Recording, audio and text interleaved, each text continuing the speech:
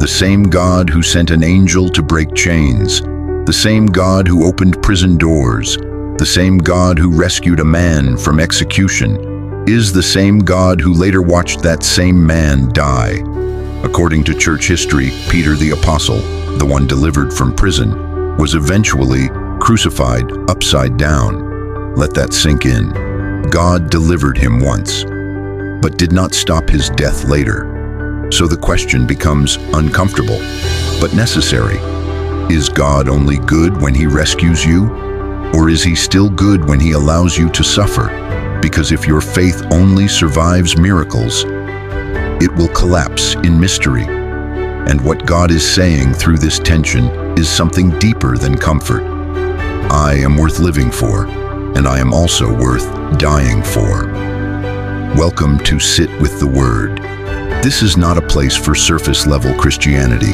This is a place where we confront truth, wrestle with Scripture, and grow into a deeper understanding of God.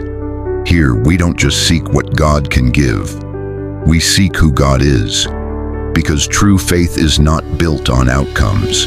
It is built on revelation. If you are ready to go beyond convenience Christianity and discover what it really means to follow God, then stay with this message.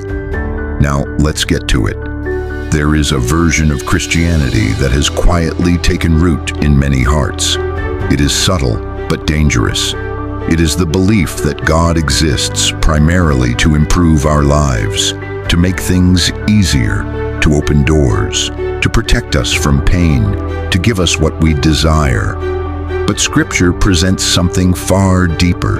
It reveals a God who is not just a giver of blessings, but the ultimate treasure himself. This is where many believers struggle, because we celebrate when God sends angels, but we question him when he allows suffering. In Acts 12, Peter was imprisoned, chained, and awaiting execution. The church prayed, and suddenly an angel appeared. Chains fell off. Doors opened. Peter walked out free. It was supernatural. It was powerful.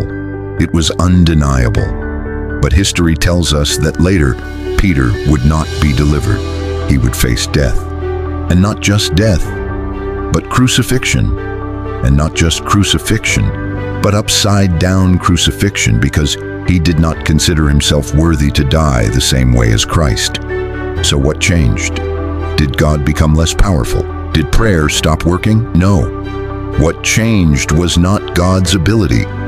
It was God's purpose. This reveals something critical about faith. Faith is not built on outcomes. Faith is built on who God is. If your understanding of God is based only on what he does for you, then your faith becomes fragile.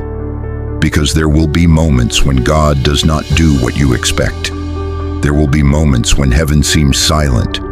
There will be moments when what you prayed against still happens. And in those moments, you are confronted with a deeper question. Do you love God, or do you love what God gives? This is the question that separates shallow faith from real faith. Abraham faced this same tension. God gave him Isaac, the promised son, but then God asked for Isaac back. If Isaac was the promise, then God's request would not make sense. But Isaac was never the promise. He was a sign, a token. The true promise was always God himself. This is why Scripture speaks of people who were looking for a city whose builder and maker is God. Their hope was not in temporary blessings. It was in eternal reality. And this is where we must correct a dangerous mindset. We do not come to God just to make our lives better. We come to God because we have discovered that he is better than life. There is a difference. If you come to God for improvement, then you will measure him by results. But if you come to God because he is your treasure, then nothing can shake your faith. This is why some believers walk away when life becomes difficult, because their relationship with God was built on expectation, not revelation. They believed, if I pray, nothing bad should happen. If I serve God, I should always be protected. If I give, I should always receive. But the Bible never promised a life free from suffering. It promised something greater. It promised God's presence in every circumstance. This brings us to another critical issue: how many people approach prayer. For some, prayer has become a transaction, a way to gain power, a way to control outcomes, a way to position themselves above others. There are people who pray not to know God, but to use God. They believe that if they pray enough, fast enough, or speak enough spiritual language, they can manipulate outcomes. But God is not a system to be mastered. He is a person to be known. You cannot guard God because you prayed. You cannot control Him through spiritual effort. Prayer is not about control. It is about surrender. True prayer aligns you with God's will. It does not force God into yours. This is where many charismatic expressions must be corrected. Power is not the goal. God is the goal. If power becomes the focus, then God becomes a tool. And when God becomes a tool, the relationship is lost. The end of your faith journey is not miracles. It is not breakthroughs. It is not even blessings. The end is Jesus Christ. He is the destination. He is the reward. He is the fulfillment. This is why the Apostle Paul said that everything else is loss compared to knowing Christ. When you understand this, your perspective changes. You no longer measure God by what He gives. You measure everything else by Him. So whether He gives or whether He takes, your faith remains steady because your foundation is not in outcomes, it is in relationship. This is the kind of faith that cannot be broken, the kind of faith that says, even if I am delivered, I will worship. Even if I am not delivered, I will still worship. This is the faith that the early believers had.